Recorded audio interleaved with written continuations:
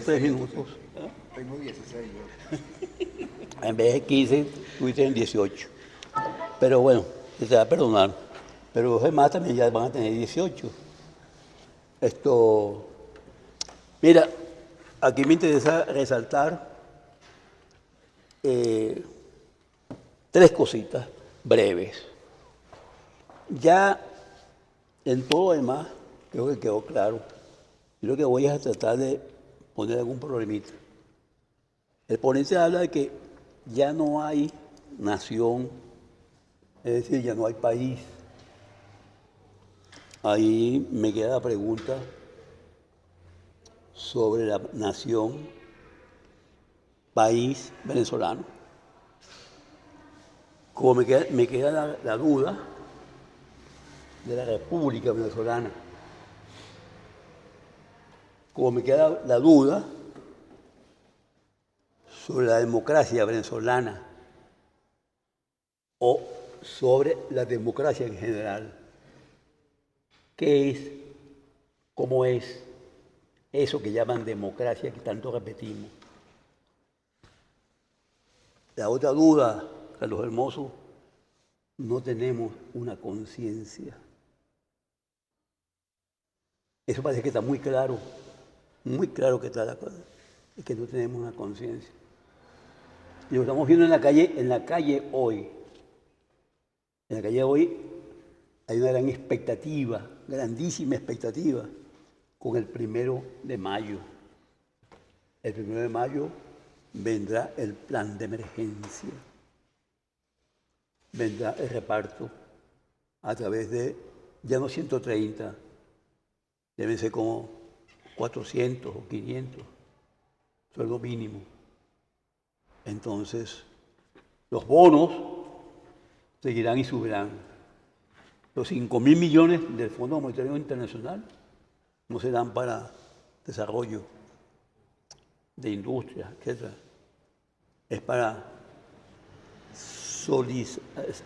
aumentar, reafianzar la Venezuela que ellos llaman azul.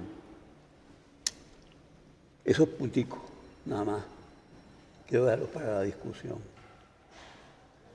Segunda intervención corresponde al doctor ex rector Luis Fuenmayor Toro. No hago presentación mayor porque bien conocido en esta universidad y en el país. Dejo entonces con ustedes por 15 minutos, que ahora sí va a cumplir Luis. 16 porque me dio uno, me regaló uno. 16. Dejo con ustedes al doctor Luis Fuenmayor Toro por 15 minutos, respondiendo al foro el 3 de enero del 26. Nace una nueva y azul Venezuela política, económica, social, institucional. Que es el paréntesis para la segunda intervención de Hermoso, que nos precise si esto que señaló está en el contenido, en el contexto de una nueva Venezuela azul. Luis Fuenmayor Toro, con ustedes. Se me pusieron. ¿Qué pasó? ¿Qué ocurrió el 3 de enero? El 3 de enero hubo una invasión, vamos a entenderlo, una invasión del territorio venezolano por el ejército de Estados Unidos. Hubo un bombardeo, destrucción de instalaciones, de servicios, de depósitos, de suministros médicos, de aeropuertos, de viviendas, de algunas vías de comunicación, y secuestraron al presidente de la República. Eso fue lo que ocurrió el 3 de enero, en forma cruda. Causas. La fundamental es la necesidad del mayor imperio actual de recuperar el dominio total del continente americano. No es solo Trump, es el imperialismo que sí existe y no está moribundo. Puede haber estado golpeado y haber retrocedido, pero al retroceder se voltea hacia su continente y decide, bueno, me afianzo en el continente americano. Y eso fue lo que hicieron el 3 de enero. Hay otras causas, por supuesto. Nunca las situaciones tienen una sola causa. Hay las causas fundamentales y hay otras causas accesorias. Necesitan de minerales estratégicos y de otros minerales. Necesitan de minerales energéticos. Necesitan de petróleo, necesitan de gas. Sobre todo si van a enfrentar al resto del mundo. Necesitan tierras raras y necesitan agua. Venezuela tiene agua. Las fuentes de agua estadounidenses casi todas están contaminadas, lo que es el agua profunda, el agua subterránea. La mayor parte está contaminada. Entonces, ellos necesitan agua. Tienen una base militar en Paraguay que está cerca de el mayor depósito subterráneo de agua del mundo. Pero eso no implica que no, digamos, actúen en función de seguir buscando agua para alimentar a su país. Además, necesitaban meter en cintura al gobierno venezolano, porque el gobierno venezolano, por las razones que fueran, no voy a entrar a discutir eso, tenía por lo menos un discurso que molestaba, un discurso retador, pero además tenía unas acciones de amistad, de relaciones con los enemigos de la gran potencia. China, Rusia e Irán. Entonces, también necesitaban no solamente acabar con el discurso, el ruido, sino acabar también con aquellas cosas que podían molestarlo más adelante, que es esa relación con sus enemigos.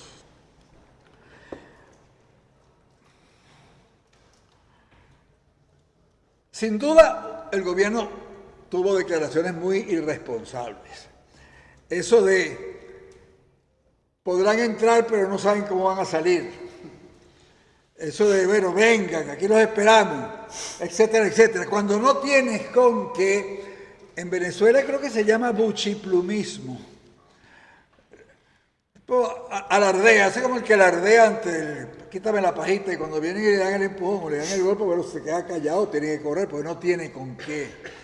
Entonces, quería también acabar con eso, porque, digamos, propagandísticamente molesta también. Pues. Eso que lo estén insultando y ofendiendo y diciéndole cosas, pues al poderoso no le gusta y no le conviene, porque promueve el irrespeto de otros. ¿Cuáles fueron los resultados? Fuimos derrotados. 100 muertos, se dijo inicialmente. No se saben los nombres, ni de los muertos ni de los heridos. Se saben más los nombres de los civiles que fallecieron, porque bueno, los periodistas han encontrado, son muy pocos aparentemente, por lo menos los que se han encontrado. La verdad es que no haya nombres de los muertos militares, no es extraño, aquí tampoco hay un solo nombre de ninguno de los lancheros que fueron hundidos anteriormente por la Cuarta Flota. Los nombres que hay son los de los colombianos que se han quejado porque la familia ha aparecido, pero de los venezolanos, que yo sepa, no hay ningún nombre. Yo no he leído un solo nombre de lanchero venezolano que haya sido hundido. Entendí eso en aquel momento porque los venezolanos, el gobierno quería hacerse el loco con que no estaban hundiendo lancheros de verdad, porque hundir lancheros, aunque fuera un poquito más allá del mar territorial de Venezuela, era ya una agresión como para responder militarmente. Pero responder militarmente era darle la excusa de la intervención, entonces se quedaron callados. Y ahora me imagino que por la relación que se ha establecido con Estados Unidos, bueno, también mantienen entonces el silencio en relación con los nombres de quienes murieron en esa invasión.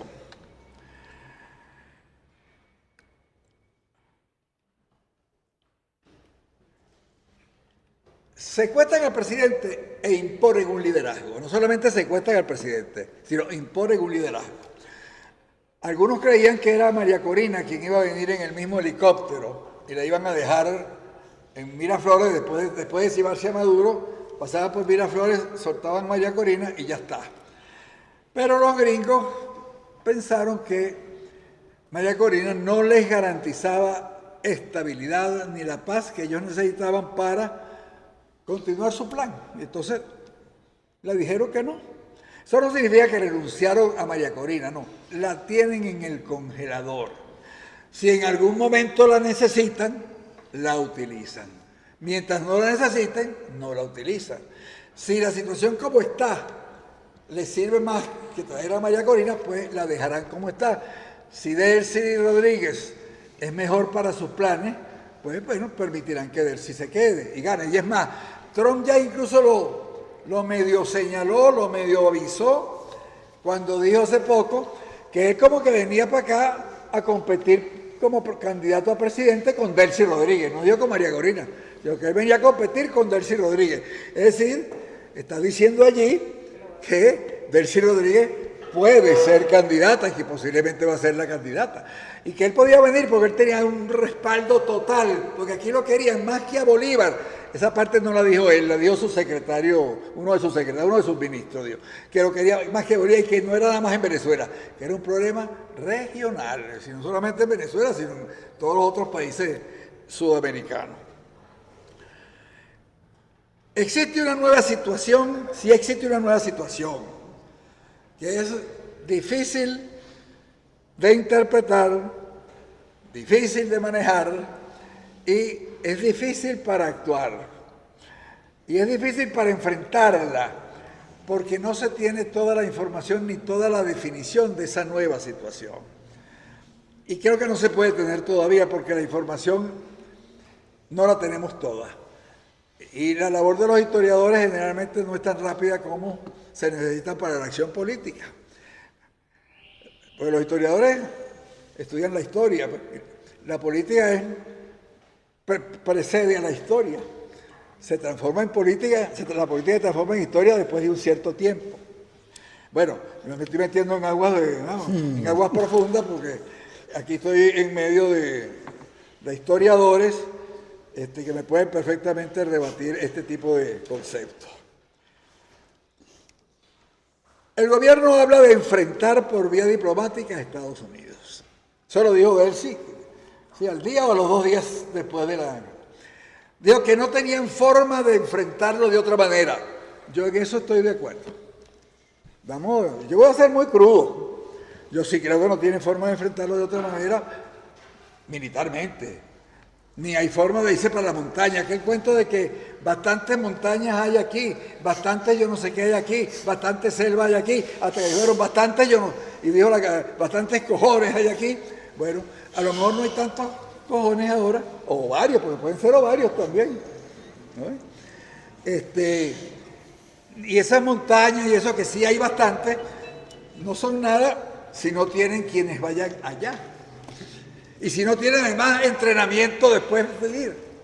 Y si no tienen con qué. La gente hablaba en ese momento, es que Vietnam sí, yo estoy de acuerdo, Vietnam tiene frontera con China y frontera con Rusia. ¿Nosotros con quién tenemos frontera? ¿Con Guyana? ¿Con Colombia que tiene problemas? No, fueron 300.000 soldados chinos en la guerra de Vietnam. Eso no se dice, pero fueron. Y fueron armas soviéticas. No se dice, pero fueron. No gusta. Bueno, pues los soviéticos fueron revisionistas, al final cayeron, etcétera, etcétera. Pero yo creo que las cosas son como son y no debemos dejarlas de decir. Entonces, hay otros que critican fuertemente eso, que el gobierno esté subyugado, esté tutelado. Yo entiendo que eso hay que criticarlo, debe criticarse. Ahora, para mí, nosotros retrocedimos. Nosotros retrocedimos a la época de la compañía guipuzcoana. Claro. Esa es la época. Y eso es antes de la existencia de la República. O sea, nosotros estamos antes de la existencia de la República en materia de soberanía. No estoy diciendo en vehículos, en aviones, en cosas de esas. No, en materia de soberanía. Estamos antes. Es decir, que la reconquista de la soberanía pasa por reconquistar todo lo que habíamos conquistado en 200 años, más o menos. Eso no significa que vamos a durar 200 años para reconquistarla. No, pero sí significa que es bastante lo que habría que hacer y que el compromiso es muy grande. Pues. Entonces, yo creo que eso hay que entenderlo de esa manera. Ahora, lo que sí no acepto es que quienes auparon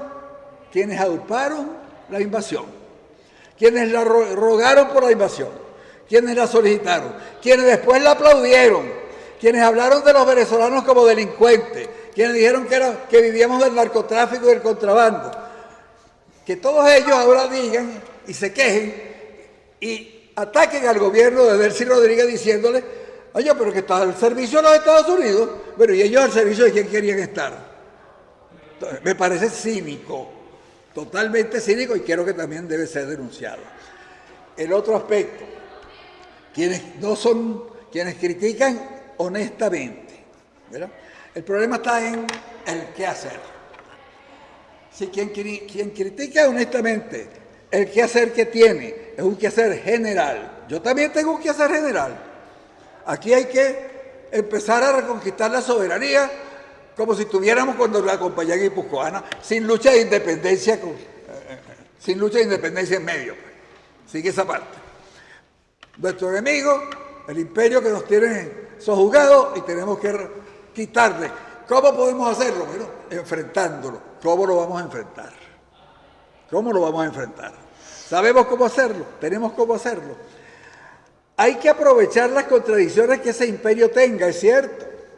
Las mismas lo que tiene ahorita en Irán. Porque en Irán ellos se pueden llevar una gran sorpresa. Yo estoy deseando que se las lleven, por supuesto, ¿no? Se las pueden llevar. Porque es en esos retrocesos donde los países sometidos por el imperio pueden avanzar en relación con reconquistar soberanía. Es en esos retrocesos en que eso ocurre. La corona española, que no era exactamente, digamos, un imperio colonialista igual que el imperio inglés, pues no son iguales. Venezuela era parte de España, Estados Unidos no era parte de Inglaterra, ni Australia era parte de Inglaterra, ni la India era parte de Inglaterra. Venezuela era parte de España y los que venían aquí eran españoles de envíos del Nuevo Mundo, de la provincia, como lo llamemos, pero eran españoles.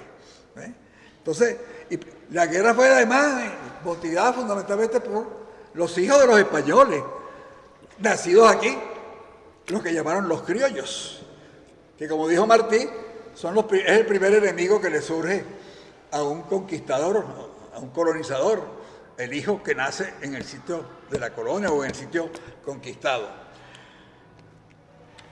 Esas son cuestiones generales, pero en lo concreto, ¿qué hacer? Es difícil. Ante una situación de ese tipo, nos olvidamos de la política interna. Porque la gente va a seguir en la política interna. ¿Por qué no hay conciencia nacional? Aquí no hay conciencia nacional por muchas cosas.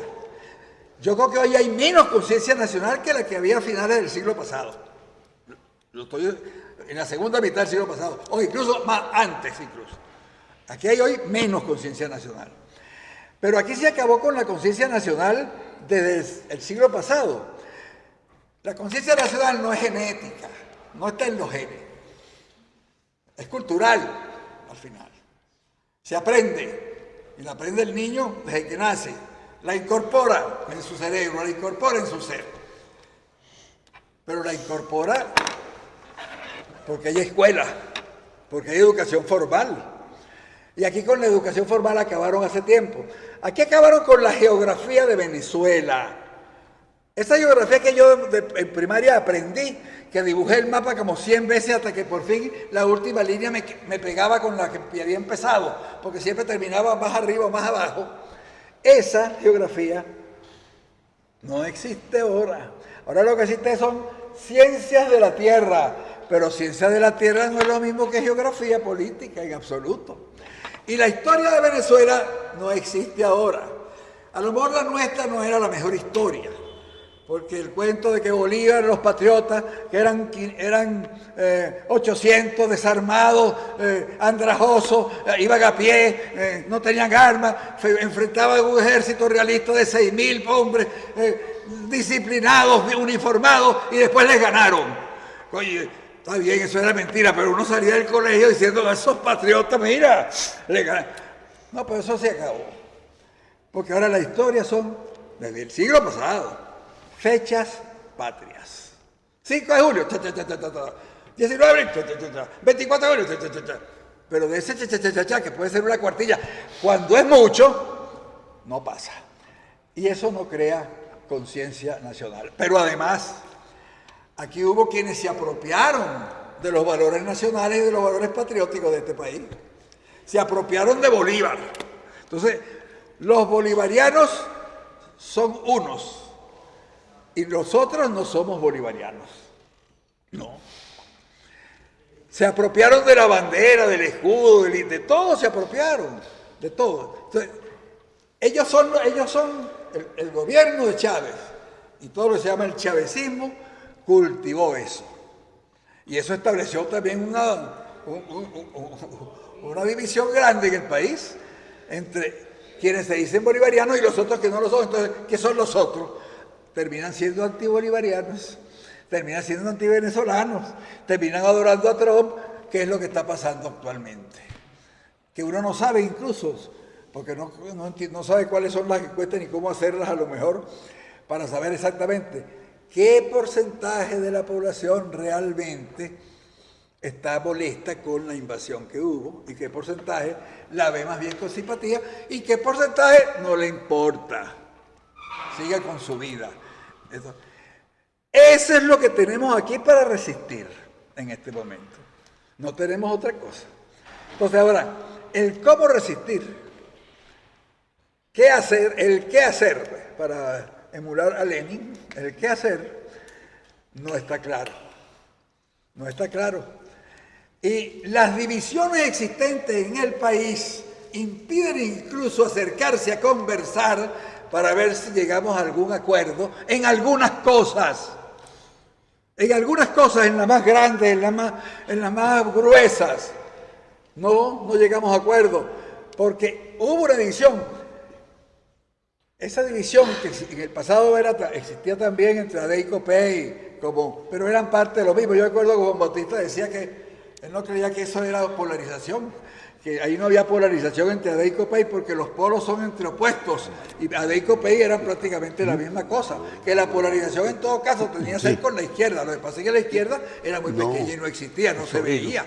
Entonces el polo de la izquierda no se veía, no existía. ¿No ven? Entonces, cuando usted decía que aquella no era polarización, Chávez aprovechó esas diferencias, se metió y en lo que llegó las ahondó al máximo, pero ahora con él. Todos allá, los buenos aquí son los de él, los malos allá. Los buenos aquí, bolivarianos, los malos allá. Yo recuerdo una conversación que tuve con Jorge Rodríguez en 2018. Me preguntaba por un profesor de la Universidad Central y me dijo, oye, hay que buscar un profesor de la UCB. Mira, Fuenmayor, no te debe un profesor de la UCB de derecha. Un profesor de la UCB de derecha, me dijo, que sea científico, investigador, que quiera la academia, como fulano de tal, no digo el nombre, como fulano de tal. Entonces yo me le quedo así, me le echo a reír y digo, fulano de tal es mucho más de izquierda que tú. Le dije yo, pero ¿qué es lo que tú me estás diciendo? Un fulano de tal, hijo de republicanos españoles, siempre hombre de izquierda en la universidad, investigador, etcétera, etcétera, calificado, pero Jorge Rodríguez lo tildaba como un hombre de derecha, porque la izquierda eran ellos. Ellos eran la izquierda y ellos siguen diciendo que son la izquierda. Ellos no son la izquierda, ni nunca lo han sido. Aquí no ha habido revolución nunca. Yo siempre objeté que se le diera el nombre de revolución a lo que aquí había, porque aquí no había habido ningún cambio trascendental de nada, de la base económica, ni de la política. ¿Qué fue lo único diferente? La Defensoría del Pueblo fue lo único que crearon. El ombudsman, más nada. Que de paso, lo único que crearon no ha funcionado hasta ahora. Yo no sé si estoy ya en cuántos minutos, listo, pero te lo dejo aquí, cualquier cosa la vemos en la próxima, en la respuesta, si es que hay esa posibilidad. Muchas gracias.